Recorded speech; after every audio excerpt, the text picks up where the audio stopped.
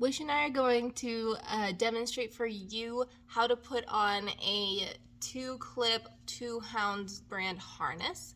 Keep in mind that whatever harness you get is going to have its own specific way to put it on, its own specific way to clip it, and its own specific way to use it. So this is a video specifically for this harness, but I'm going to give you just a little bit of information on how to use it. And for 2 hounds, they've got this nice martingale style expand and retract clip part. This goes on the back specifically for this harness. Some harnesses will put this part on the front. With this one also we have this nice long strip, and then it's got these strips coming out, the top and bottom. Whenever you see that, this either goes on the back of the dog or the front of the dog. If it's long like this, it goes on the front of the dog. If you have one that has 2 parts like this and one of them is about half the length, that goes on the back and the long one goes on the front. So down the chest is where you'll put this. Okay, so now we've got some explanation. This is the top and this will be the bottom, so that's pretty helpful. And then all we have to do is figure out how these clip. And that buckle is set for that clip. This buckle is set for this clip. If we keep in mind what our top and bottom are, it really is kind of easier to figure out where the rest of the dog goes. So the dog, one arm will come through here and one through here, keeping this part on the chest and this part on the back. Head comes out this side. I really like the 2-clip harness because it is pretty secure. If you get a 2-hounds harness, it often comes with a 2-point connection leash, and I really like those specifically for dogs who are really strong or are little Houdinis who can pop themselves out of a harness.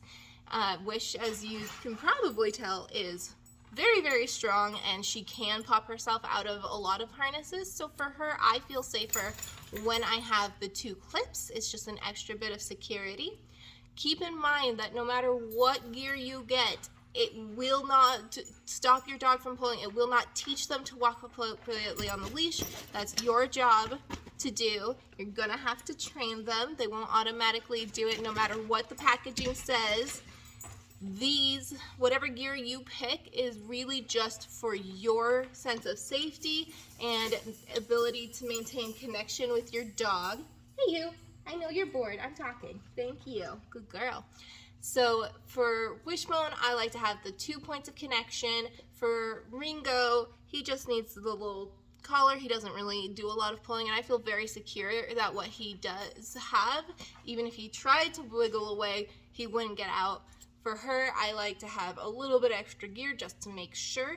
Whenever you are picking gear, the most important things to make sure of for your dog is that they will have full range of motion. So there should be nothing pulling on their shoulders that is restricting them in like this. There should be nothing rubbing underneath their arms, causing any sort of tension under there that can cause hot spots and discomfort and itchiness and even scratches. And they should be able to walk fairly comfortably on it. It should have plenty of mobility for them. If you have something that's a little bulky, it can be really hard, especially for small dogs, to have that full mobility. So just really think about it for your dog and for their comfort level and for your feeling of security when you walk them. Now, I'm ready to introduce this to my dog. I know how I'm going to put it on because her head is supposed to go through here. She's going to need to put her head through it, right? And dogs don't like things going over their heads. They just don't. So what we're gonna do is help her see that putting her head through it is rewarding. Keep in mind how I'm going to do this. I'm going to put my arm through the head hole, right, on the opposite side. So if she did decide to put her head on it, I would be able to just clip her, no problem. I'm going to have treats in this hand, okay, the hand that is in the harness. I'm going to move the harness up and down my arm while she's eating it. I'm not moving this arm up and down. I'm not trying to bribe her or force her to come closer to it. I'm just moving this arm, which is holding the harness. You ready, Bubs? Can you do a little demonstration? Ringo, this is too big for you, bud. Okay? Yeah. If she does something like stops eating or she freezes or she gives me some side eye, that lets me know that what I'm doing is making her uncomfortable. She's not doing any of that. She's just having a hard time getting a grip on this specific treat. It's better to do this with a bunch of little treats, but this is what we have today. She's showing me she's totally comfortable, not giving me any signals that she's uncomfortable. So I'm gonna move it a little bit closer, start putting it over her face and come right back. Start putting it over her face, come right back, just like that. And she's, again, very comfortable and deciding that she's done. That is the end of that training session. You don't have to get the harness on them every single time. You want to do some more? Oh, you've got plenty of treats to work on. She's going to do that. If she comes back to me after she's done with the treats, then we'll go again. If she doesn't, then we're done with this training session altogether.